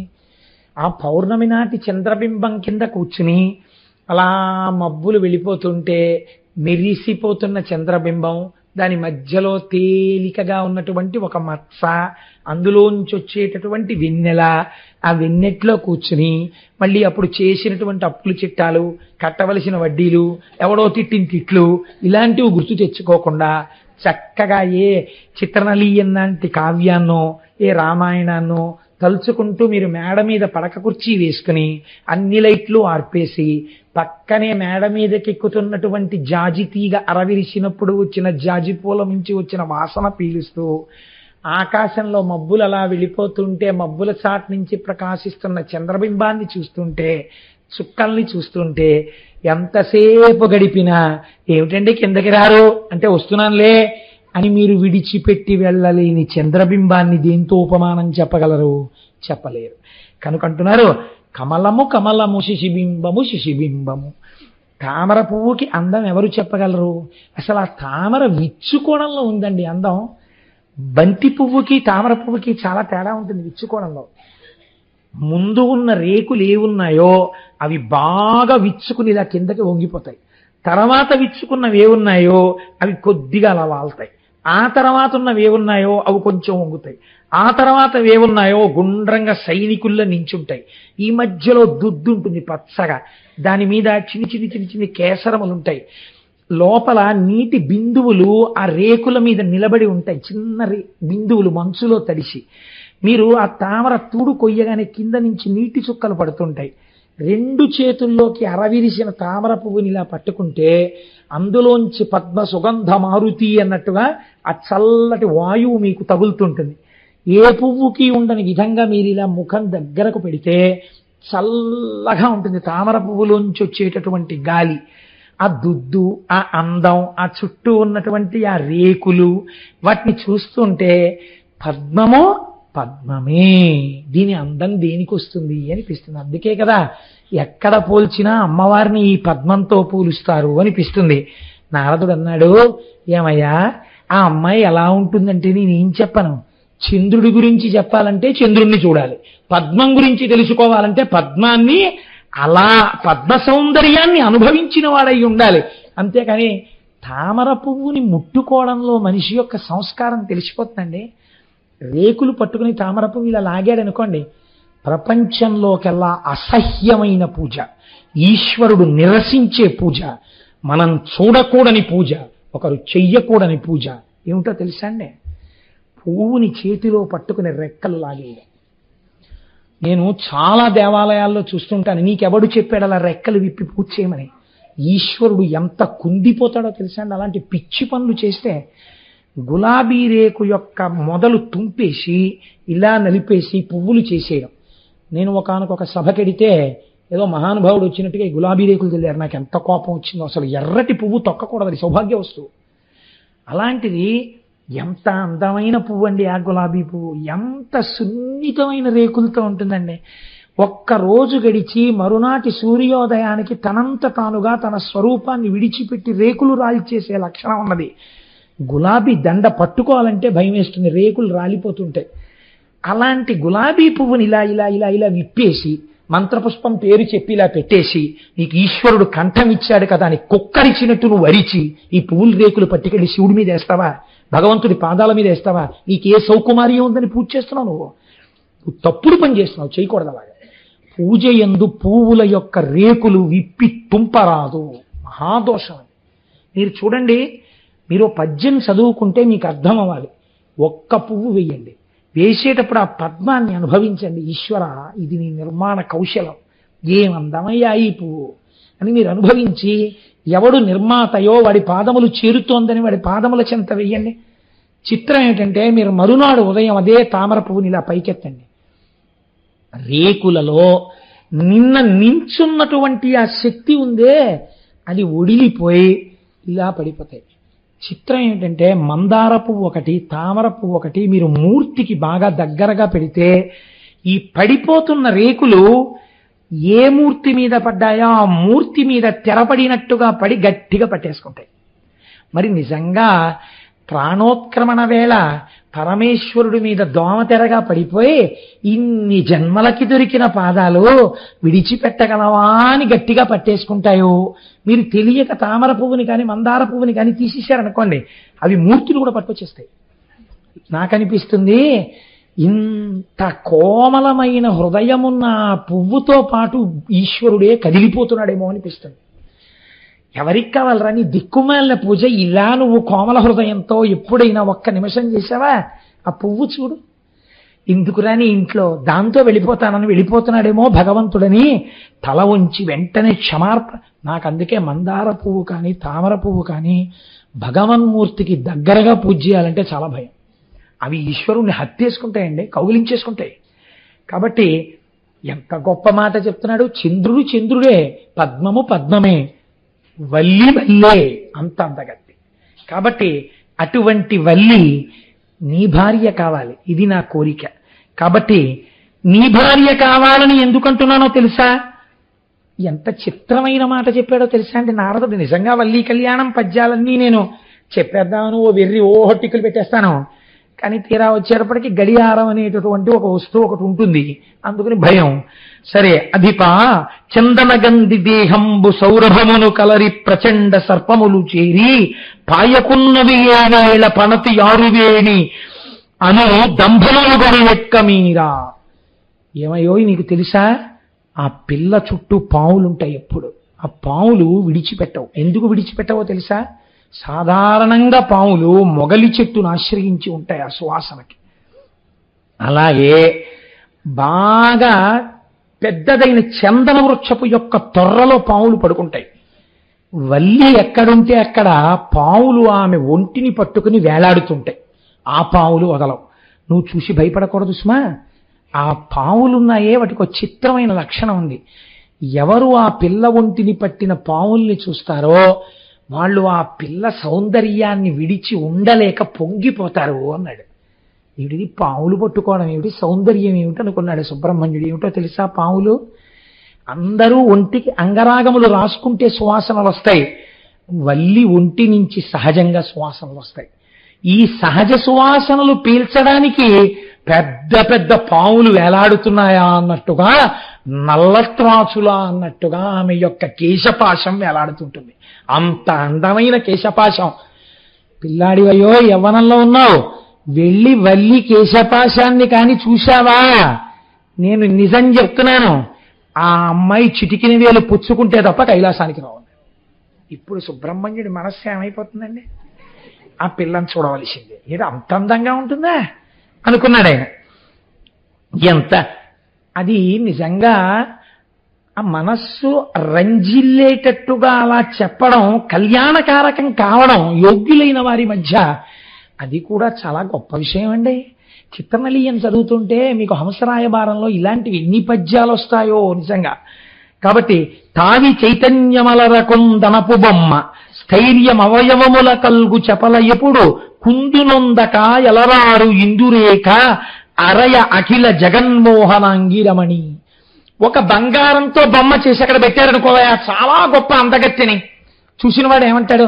అపరంజి బొమ్మ అంటాడు. సాధారణంగా పెళ్లి కూతురు చాలా బాగుందనుకోండి, తండ్రి గారు కానీ ఎవరైనా పెద్దలు, లేకపోతే సాధారణంగా తండ్రి గారు అడిగితే బాగుండదు, తన మనసులో అమ్మాయిని చేసుకుందామని ఉంటే కొడుకు ఏమైనా అంటే నచ్చ చెప్పడం ఎందుకని మనసు బాగా కనిపెట్టగలిగిన స్నేహితుల చేతో లేకపోతే ఆ వయస్సు బంధువుల చేతో అడిగిస్తారు. వాళ్ళు సాధారణంగా మాట చెప్తారు, ఏమి మొహం వంక పెట్టడానికి ఏముందా, పిల్ల బాగుందా అని నిన్ను అడగడానికి మాకే నోరు రావట్లేదు, బంగారం బొమ్మ కదురా అంటారు కదండి. అపరంజి బొమ్మ, బంగారం బొమ్మ అందంగా ఉండొచ్చు, సొబగేది ముట్టుకుంటే. అందుకని నారదుడు అంటున్నాడు, చైతన్యవంతమగు అపరంజి బొమ్మ, ఈ బొమ్మ చైతన్యంతో కూడిన బంగారు బొమ్మ, మా వల్లంటే ఏమనుకుంటున్నావయ్యా అని నారదుడు పొంగిపోతున్నాడు ఆ వల్లి గురించి. అటువంటి వల్లి ఆ వల్లి. కాబట్టి ఒక్కసారి వెళ్ళి చూడు, ఆ వల్లి అంటే ఏమిటో నీకు తెలుస్తుంది. కేవలం బాహ్య సౌందర్యం అనుకుంటున్నావా? అంతః సౌందర్యం అటువంటిది. పార్వతీదేవికి ఉన్నటువంటి సహజ సౌందర్యం ఏదో అటువంటిది ఆవిడికి అబ్బింది. అటువంటిది నీకు భార్య అవుతుంది. ఎందుకంటున్నానో తెలుసా? ఒకనాడు నేను ఏమీ తోచక మా నాన్నగారి దగ్గరికి వెళ్ళి కూర్చున్నాను.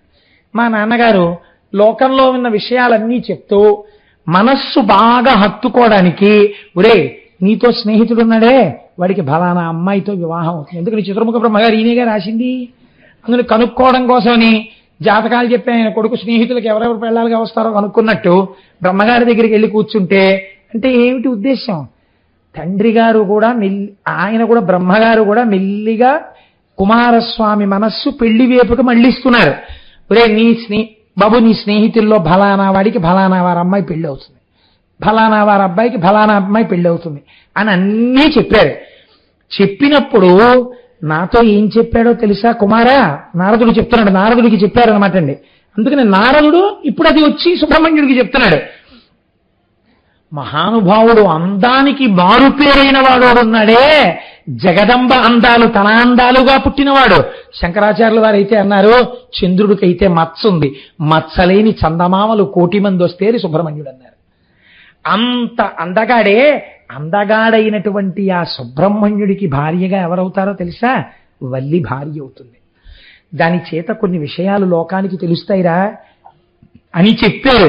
ఆమె నీ భార్య అవుతుందయ్యా అనేటప్పటికీ చూడండి చాలా సంతోషంగా అవుతుంది. ఈయన మనస్సు వినగానే ఏదో చేసుకుందాం అనుకున్నాడు అనుకోండి, నీకు భార్య బహుశా ఇటు దక్షిణం వైపు నుంచి వస్తుందయా, ఓ పల్లెటూరు నుంచి వస్తుందయా, పిల్ల చాలా తెల్లగా ఉంటుందయా అని ఏవో కొన్ని లక్షణాలు చెప్తున్నారు అనుకోండి. అవన్నీ తన మనసులో అనుకుంటున్న పిల్లవే అనుకోండి. మనకు ఆ అమ్మాయితో పెళ్లి అయిపోతుంది అనుకున్న పెళ్లి కొడుకు ఎంత ఆనందపడిపోతాడో అలా సుబ్రహ్మణ్యుడు ఆనందపడిపోయాడు. చిత్రం ఏమిటో తెలుసా అండి?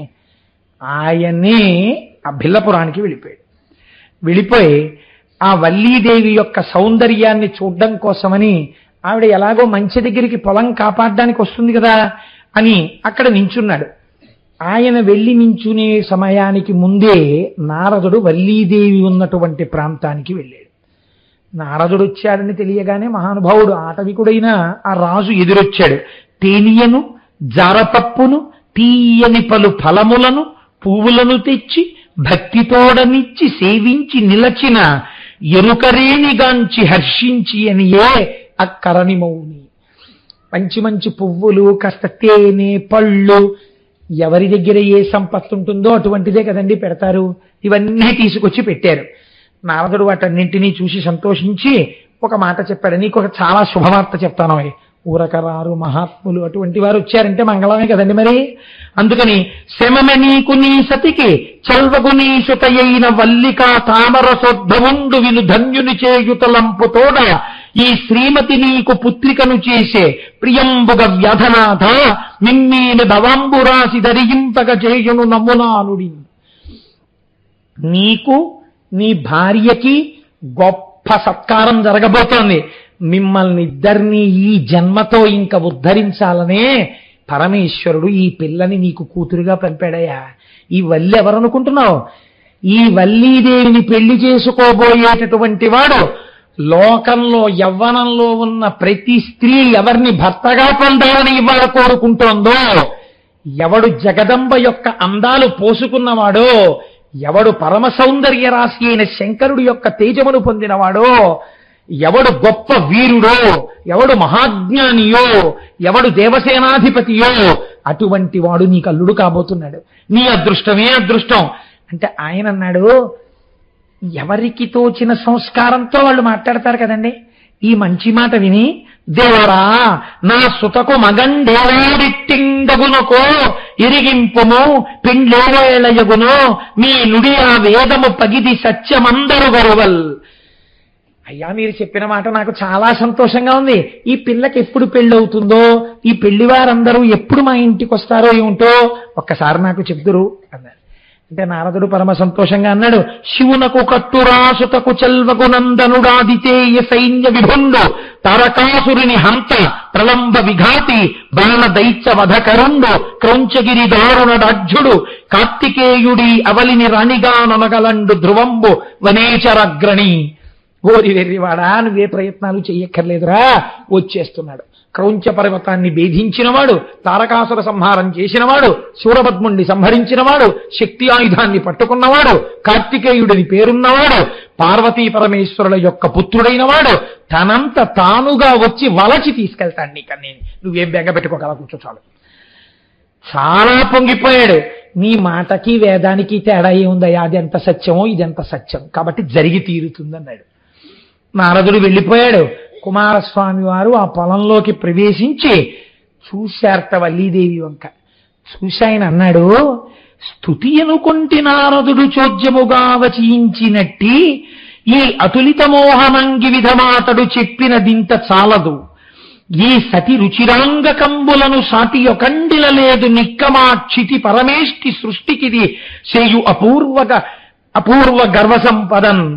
నారదుడు ఆ రోజు నాతో చెప్తుంటే ఏదో పెంచి చెప్పేస్తున్నాడు, అది అంత అందంగా ఉంటుందా అనుకున్నాను.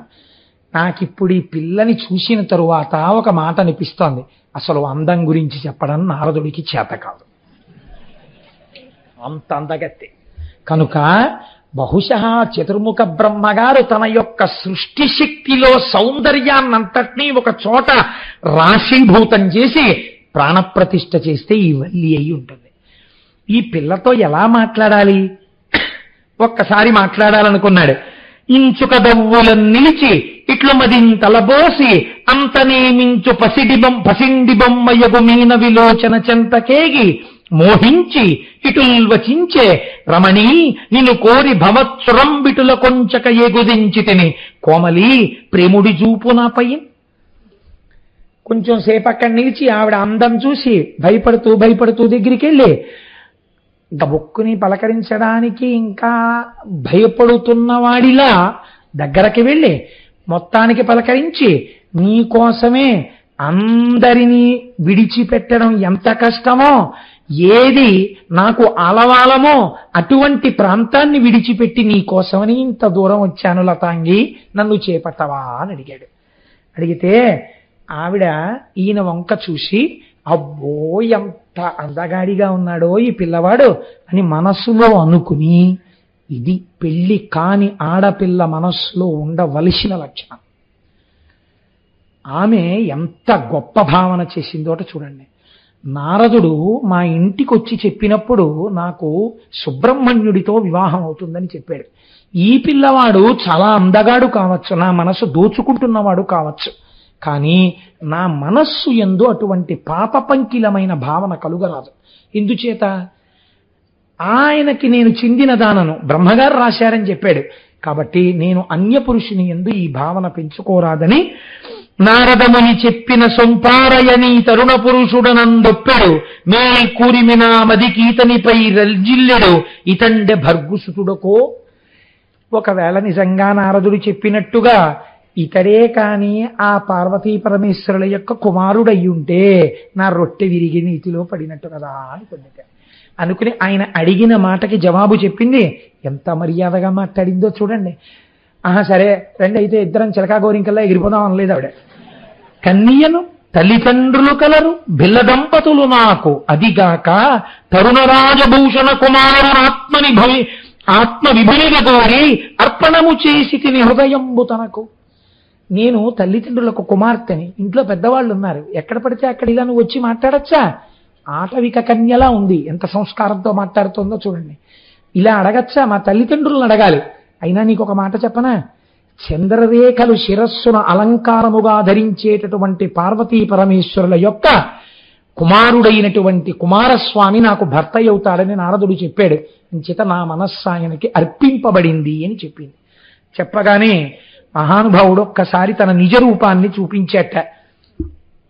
ఆయన నిజ రూపం అంటే ఏమిటో మీరు ఎక్కడ వెతికినా సరిగ్గా దొరకదండి. నేను చెప్పానే శంకర భగవత్పాదులు సుబ్రహ్మణ్య భుజంగం చేశారని, అందులో ఆయన పిలిచినప్పుడు సుబ్రహ్మణ్యేశ్వర స్వామి వారిని చూశారు. ఆయన చూసినప్పుడు నడుం కనపడింది ఆయనకి.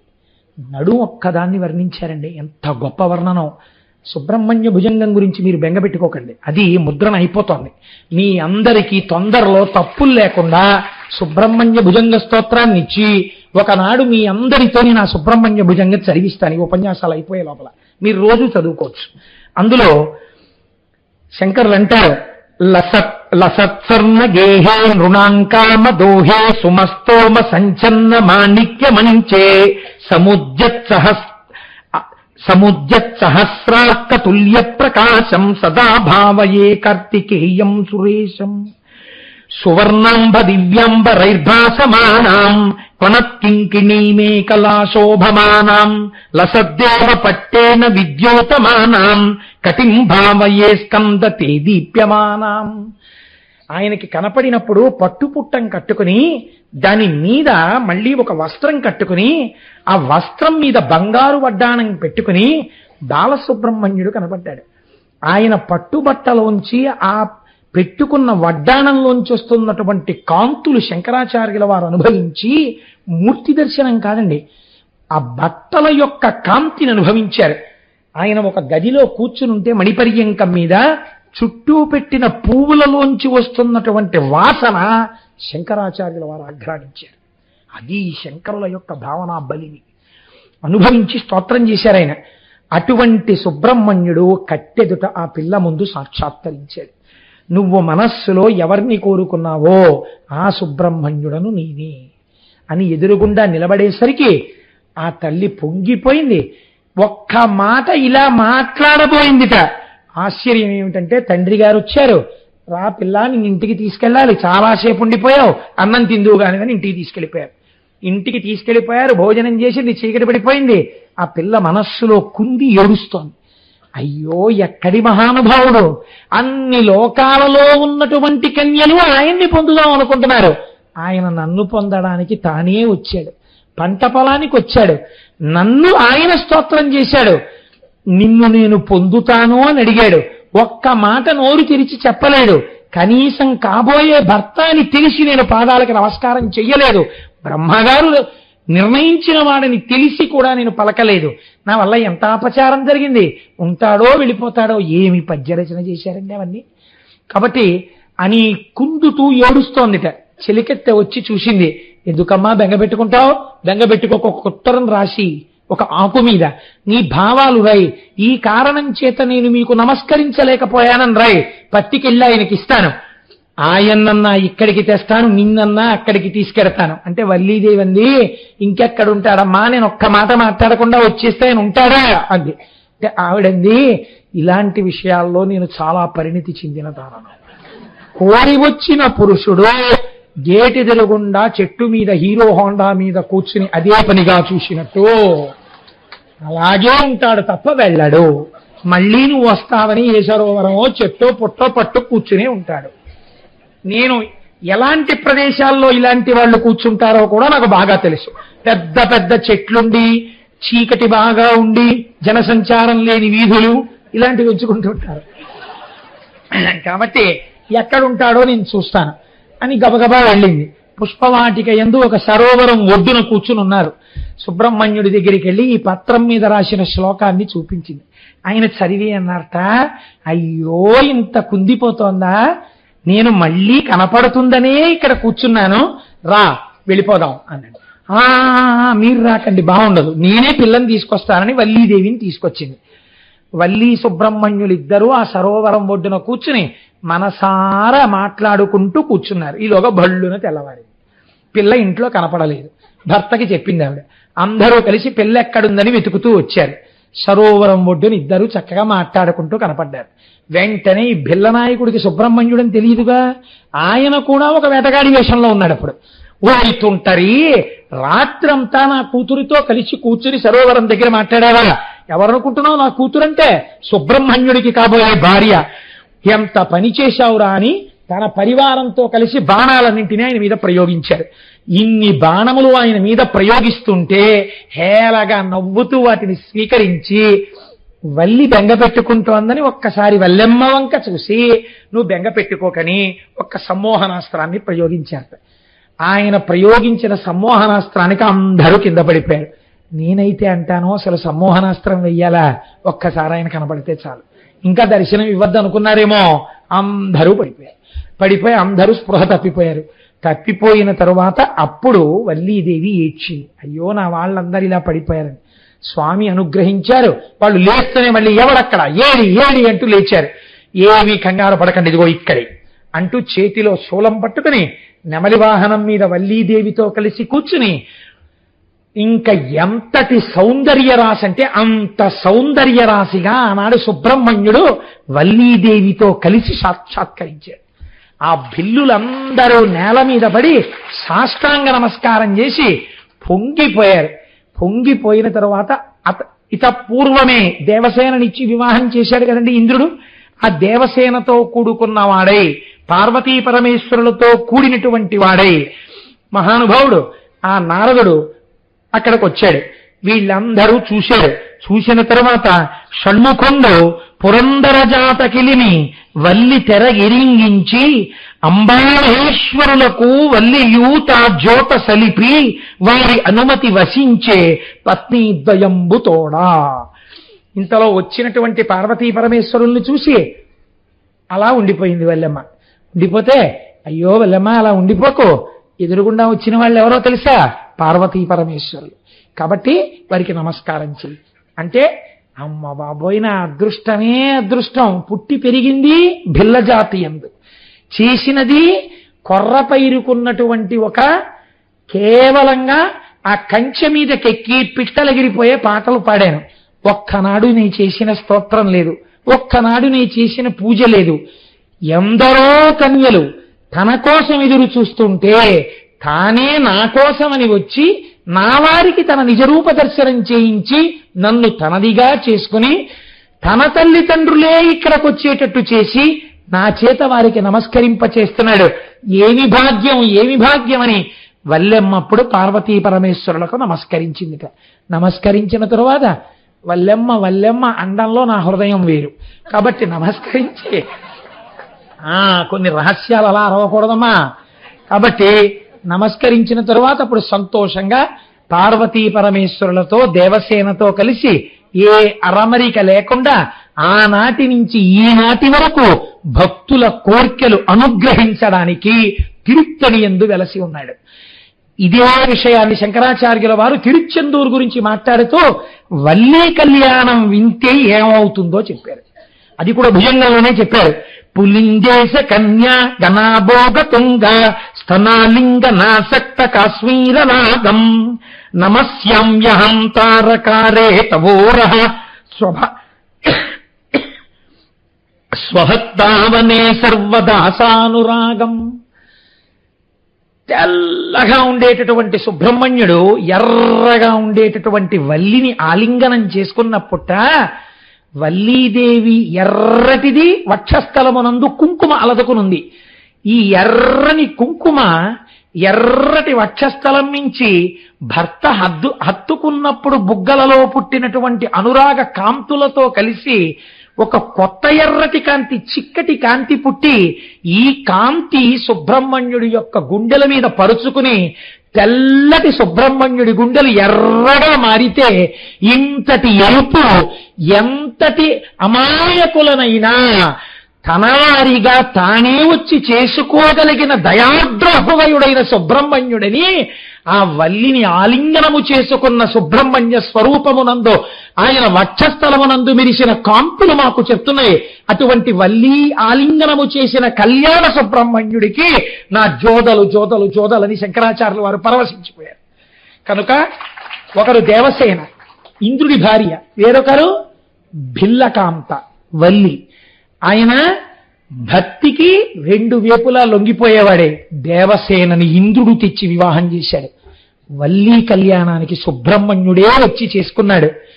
ఎంత అధికారమున్నవాడో, ఎంత జ్ఞానమున్నవాడో, ఎంత సౌందర్యవంతుడో, ఎంత గొప్పవాడో, అంత కారుణ్యమున్నవాడు. అది పార్వతీ పరమేశ్వరుల యొక్క సమాగమ ఫలితం. ఇద్దరి యొక్క దయ వర్షిస్తే సుబ్రహ్మణ్యుడు ఆయన అడిగింది ఒక్కటి, మీరు ఏం చెయ్యక్కర్లేదు, 2 పాలకుండలు కట్టుకుని నా కావిడెత్తండి, మిమ్మల్ని రక్షించేస్తానన్నాడు. రేపు ఉదయం మీకు సమయం అవి చెప్పి ఉంటారు, చక్కగా రండి, చూస్తే చాలండి కళ్ళభాగ్యం, ఆ వైభవం ఏమిటో మీరు చూద్దురు. కానీ మన వంశాభివృద్ధి, చేసిన పాపాలన్నీ దగ్ధమైపోతాయి. చక్కగా బయలుదేరి వెడదాం. ఆ తర్వాత ఆర్జితం గృహస్థాస్ అందులోకి వస్తారు.